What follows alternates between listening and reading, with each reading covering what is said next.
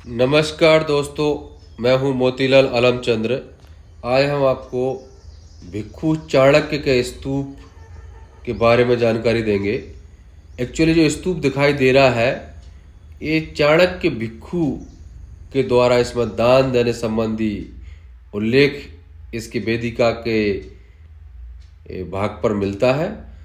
और एक्चुअली सांची का जो स्तूप क्रमांक 2 है, जो मुख्य स्तूप से थोड़ा नीचे बना हुआ है, इस स्तूप की वेदिका के जो ऊपरी भाग है, ऊपरी शिला है, इस शिला पर अर्हकस भिक्षुनो चाणक्य दानंग एक शिलालेख धम्मलिपि में उत्कीर्ण है।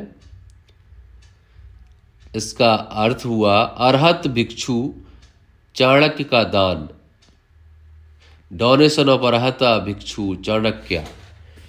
यह शिलालेख एक्चुअली बहुत महत्वपूर्ण इसलिए है क्योंकि जो चाणक्य नाम है इतिहास को बहुत तरीके से, कई तरह से, विविध प्रकार से प्रभावित करता आया है। लेकिन आर्कियोलॉजिकली इस नाम के साक्ष्य हमें किताब में देखने को नहीं मिलते हैं। जो स्तूप क्रमांक 2 है सांची का, यहाँ पर दानदाता के रूप में चाणक्य का नाम है और चाणक्य को यहाँ पर अर्हत कहा गया। भिक्षुनो, अर्हकस, भिक्षुनो और चाणक्य दानंग, 4 शब्दों का शिलालेख। बहुत छोटा शिलालेख है, दानदाता का शिलालेख है, लेकिन ये बहुत महत्वपूर्ण और इतिहास की दिशा मोड़ने वाला शिलालेख है। यह शिलालेख से हम अंदाजा लगा सकते हैं कि जो चाणक्य नाम है, चाणक्य नाम बौद्ध भिक्षुओं के होते थे। और इसने शिलालेख में न केवल चाणक्य नाम है बल्कि भिक्षुनो भी लिखा है। भिक्षु शब्द प्रयोग है, अर्हत शब्द प्रयोग है। और ये दान संबंधी शिलालेख, एक्चुअली ये जो स्तूप है इसलिए और महत्वपूर्ण है। यहाँ पर 3 पीढ़ियों के 10 से अधिक भिक्षुओं के अस्थि संचयन यहाँ पर, जब इसकी खुदाई हुई, कनिंगम और उसके साथियों ने जब खुदाई की तो 10 से अधिक भिक्षुओं की अस्थियां यहाँ पर प्राप्त हुई थी। ये बहुत महत्वपूर्ण एक्चुअली स्तूप है, अस्थि संचयन के माध्यम से भी और उसके दानदाता के नाम के आधार पर भी ये बहुत महत्वपूर्ण स्तूप हम इसे कह सकते हैं। इस स्तूप में मैं लगभग 69 शिलालेख वेदिकाओं और प्रदक्षिणा पथ पर दर्ज हमें मिलते हैं। जब इसका रजिस्ट्रेशन हुआ, इसकी पहली बार खोज हुई, उस समय कनिंगम को इससे ज़्यादा भी कुछ शिलालेख प्राप्त हुए होंगे। लेकिन मौके पर जो हमने फिजिकली वहाँ पर भौतिक रूप से वहाँ पर रिसर्च की स्तूप के आसपास स्तूप पर, तो हमें 69 शिलालेख इस स्तूप पर प्राप्त हुए। और उस सभी शिलालेखों के छाया चित्र सहित हमने इस सांची दानंग पुस्तक 3य भाग, जो मल्टी कलर और इनलार्ज्ड है, ये अमेजन पे भी 15 तारीख से लगभग पब्लिक के लिए उपलब्ध रहेगी। इसमें छाया चित्रों सहित उल्लेख किया है। तो ये चाणक्य का जो शिलालेख है एक्चुअली इस मायने में भी बहुत महत्वपूर्ण है, भाषाविदों के लिए भी, शोधार्थियों के लिए, प्रोफेसर्स के लिए, जो एपिग्राफी पर काम करते हैं, जो आर्कियोलॉजी पर काम कर रहे हैं। जो चाणक्य जो एक कैरेक्टर है, उसकी कृतियों पर, उसकी समय काल पर एक जो बहस होती है और उसकी मान्यताओं पर जो बहस होती है, उस पर भी एक नया आयाम इस शिलालेख के माध्यम से हम देखने को मिल सकता है।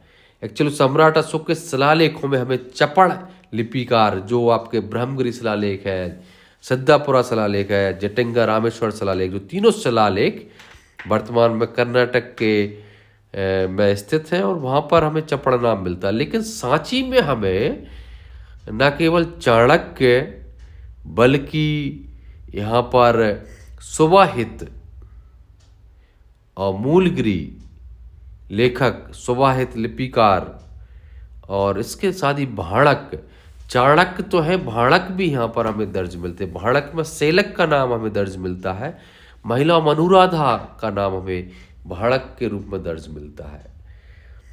इन शिलालेखों का जो अध्ययन है एक्चुअली इतिहास की सूक्ष्म परीक्षण के लिए, इतिहास के सूक्ष्म परीक्षण के लिए बहुत आवश्यक है। और इतिहास के सूक्ष्म परीक्षण के लिए छोटे छोटे शिलालेख जो दूसरी तीसरी शताब्दी के दर्ज हैं, शिलाओं पर उत्कीर्ण है, आज तक सुरक्षित है, ये बहुत कुछ जो इतिहास जो अभी दफन है उस इतिहास के बारे में हकीकत बयां करेंगे। तो चाणक्य सरनेम यहाँ पर देखने को मिल रहा, चाणक्य नाम हमें देखने को मिल रहा, जो भाणक हमें यहाँ पर दर्ज मिलते हैं शिलालेख। तो एक्चुअली चाणक्य भाणक एक दोनों एक जैसे शब्द हमें देखने को मिलते हैं। और चाणक्य के साथ भिक्षु जुड़ा हुआ है, तो स्वाभाविक रूप से चाणक्य तत्समय में भिक्षु रहे होंगे। और भिक्षु रहे होंगे क्या, भिक्षु है ही, अरहत है, उनके द्वारा दान दिया जा रहा है। और कितने महान स्तूप के लिए दान दिया चाणक्य ने, जिसमें ये महान भिक्षुओं की अस्थियां इसमें संचित की गई है।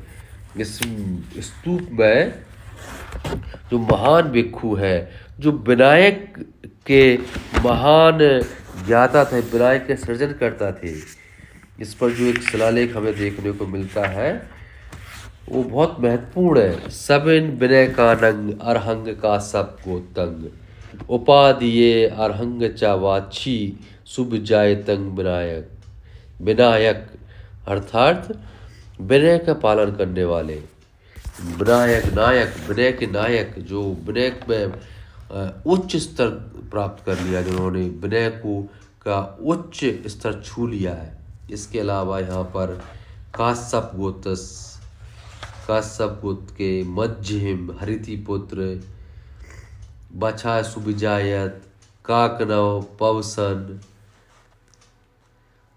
महबनायस, आपगिर, कुड़िनी पुतस, कोशिकी पुतस, कोशिकी पुत्र, गोती पुत्र, मोगली पुत्र, ये सभी के अस्थि संचयन इस स्तूप पर रखा गया है। और दान दाताओं में यहाँ पर जो महत्वपूर्ण नाम हमें देखने को मिले, यहाँ पर हमने बताया आपको चाणक्य। चलो चाणक्य पर मैं इसलिए फोकस किया हूँ, ये चाणक्य नाम बहुत कुछ कहता है। दूसरा शिलालेख पर हमें कपिल का नाम मिलता है। कपिल का जो नाम है वो भी शिलालेख इस स्तूप की वेदिका पर मिलता है।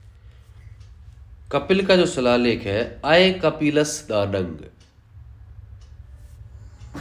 अरे कपिल का दान, यहाँ पर हमें वेदिका की शिलापट्टिका पर जो शिलालेख मिलता है, तो आर्य कपिल अर्थात आर्य कपिल, आर्य कपिल भी कौन है, भिक्षु है। भिक्षु अपने आप को आर्य लिखते थे। जो आर्य शब्द है, एक्चुअली आर्य शब्द भी सबसे पहले शिलालेखों के माध्यम से देखा जाए तो आय हमें देखने को मिलता है। आय से आर्य संस्कृत में अपभ्रंशन हुआ, और आय भी बौद्ध भिक्षुओं के लिए प्रयुक्त होता हुआ शब्द है। ये बहुत महत्वपूर्ण शब्द, इस शब्द पर भी बहुत कार्य होना भी बाकी है। तो इस जो हमें जो स्तूप हमें दिखाई दे रहा है, आपको इस स्तूप के समस्त शिलालेखों को जानने के लिए, न केवल इसके सांची के समस्त शिलालेख, मध्य प्रदेश के जितने स्तूप है भरूच को छोड़कर, ये जो सांची दानंग तृतीय संस्करण अभी प्रकाशित हो रहा है, मल्टी कलर में है और बहुत अच्छे पेपर पर इसको प्रकाशित किया गया है मल्टी कलर में। तो एक्चुअली एक ऐतिहासिक पुस्तक जो आपके पास में होना चाहिए, तो दो धम्म प्रेमी है जो लिपि से प्रेम करते हैं, जो इतिहास को पूरा जीवित करके देखना चाहते हैं, लाइब्रेरी में सजाने के लिए, अपने ज्ञान के भंडार को बढ़ाने के लिए सांची दानंग पुस्तक को आप बिल्कुल खरीदना चाहिए। और यहाँ पर एक बारीक से बारीक शिलालेख, जो इसके 2 अक्षर भी यदि मौके पर मौजूद है तो उसका कलर्ड फोटोग्राफ्स मल्टी कलर में इस पुस्तक में दिया गया, और उस पुस्तक के माध्यम से शिलालेख आप ओरिजिनल देख पाएंगे। और इस शिलालेख की ओरिजिनल फोटो होने के कारण आप उस पुस्तक के माध्यम से उस शिलालेख तक पहुंच पाएंगे। इस पुस्तक की एक खूबी है, और ये पहली बार इस तरह की पुस्तक हमें देखने को मिल रही है। मैं चाहूँगा यह पुस्तक के माध्यम से आप लोग देखें। यह पुस्तक अभी अमेजन पर उपलब्ध होगी 15 तारीख से 15 फरवरी से, और इस पुस्तक की आप प्री बुकिंग चल रही है, आप बुक कर सकते हैं और सभी शिलालेखों के माध्यम से सांची को बहुत अच्छे से समझ सकते हैं, जान सकते हैं। जो प्रथम संस्करण, द्वितीय संस्करण सांची दानंग के थे वो मात्र 150 पेज के थे। यह किताब 740 पृष्ठों की है। पढ़िए दोस्तों।